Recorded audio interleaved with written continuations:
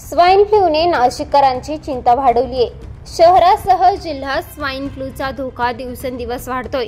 नाशिकमध्ये स्वाईन फ्लूचे 3 रुग्ण आढळले तर एकाचा स्वाईन फ्लूने मृत्यू देखील झालाय। यामुळे आरोग्य प्रशासन आता अलर्ट मोडवर असून जिल्ह्यात स्वाईन फ्लू रोखण्यासाठी मार्गदर्शक सूचना जारी करण्यात आल्या आहेत। नाशिकमध्ये स्वाईन फ्लूचा पुन्हा शिरकाव सुरू झालाय। उन्हाचा तडाखा वाढत असताना स्वाईन फ्लूचा धोकाही वाढलाय। स्वाईन फ्लूमुळे एकाचा मृत्यू तर दोघांवर उपचार सुरू आहेत।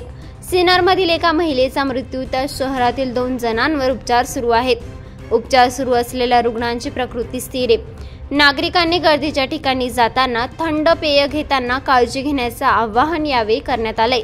एकाचा मृत्यू झाल्याने शहरासह जिल्ह्याभरात खळबळ उडाली आहे। जिल्ह्यात सर्वत्र विषाणूजन्य तापाची साथ सुरू असताना त्यात आता स्वाईन फ्लूने भर घातल्याने जिल्ह्यात आरोग्य यंत्रणा अलर्ट मोडवर दिसून येते।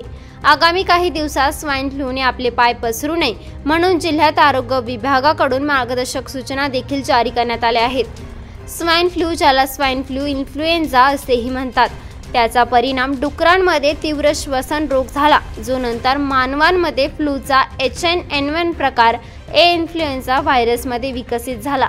स्वाईन फ्लूच्या विषाणूचा मानवांमध्ये प्रसार होण्याचा प्रमुख मार्ग म्हणजे जेव्हा संक्रमित व्यक्ती शिंकतो किंवा खोकतो। जेव्हा एखादी व्यक्ती विषाणूने संक्रमित झालेल्या एखाद्या गोष्टीला स्पर्श करते किंवा संपर्क करते किंवा संक्रमित झालेल्या व्यक्तीचं नाक, तोंड किंवा आसपासच्या भागांना स्पर्श करते तेव्हा विषाणूचा संसर्ग होतो। स्वाईन फ्लू हा आजाराच्या पहिल्या 5 दिवसात संसर्गजन्य असतो। लहान मुले आणि वृद्धांमध्ये हे प्रमाण वाढू शकते, त्यामुळे लक्षणे आढळल्यास त्वरित डॉक्टरांचा सल्ला घ्या। ब्युरो रिपोर्ट, सप्रेम मराठी।